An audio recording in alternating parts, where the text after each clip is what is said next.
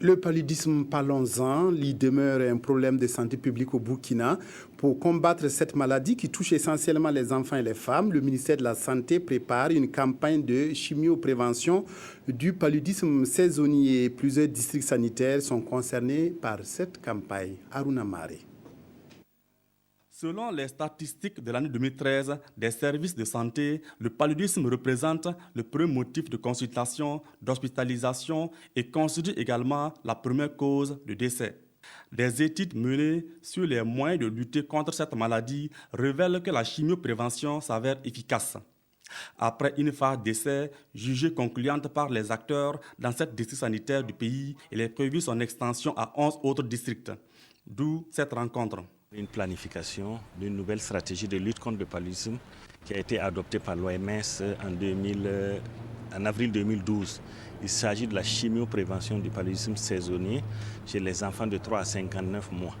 Elle consiste justement en période de haute transmission, en saison hivernale où il y a beaucoup de moustiques et il y a beaucoup de cas de palud, de protéger ces enfants-là par des médicaments.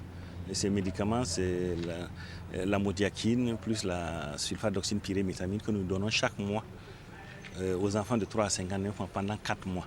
L'ONG Malaria Consortium appuie cette initiative à travers le programme national de lutte contre le paludisme.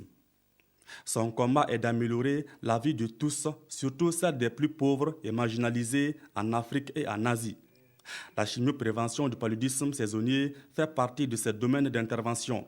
Notre appui est un projet intégré pour la mise en œuvre de la CPS, à travailler ensemble avec le PNLP pour la planification de ces pièces. Ça veut dire la formation, la mise en œuvre et les chaînes d'approvisionnement et de distribution des médicaments. Prennent part aux travaux des responsables de districts sanitaires, des directeurs régionaux de santé concernés et des agents du niveau central. Exposés et travaux de groupe sont au menu des échanges. Des échanges qui devraient accoucher du plan de campagne de chimioprévention du paludisme saisonnier de l'année 2015.